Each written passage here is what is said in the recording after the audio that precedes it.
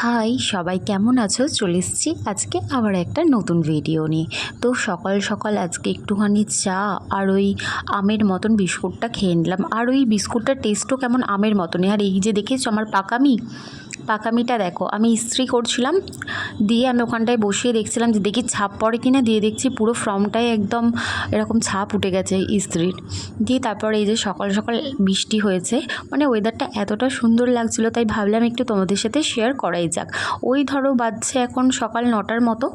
আর তারপর দুপুরবেলা খেয়ে নিয়েছিলাম, লাঞ্চ করে নিয়েছিলাম। তো আজকে আমাদের দুপুরের খাবার চালদার টক হয়েছিল। আর আমার সবথেকে প্রিয় একটা তরকারি, সেইটা হলো এঁচোড় এবং আলু দিয়ে তরকারি, আর ডিম ভাজা, আর একটা শাক হয়েছিল।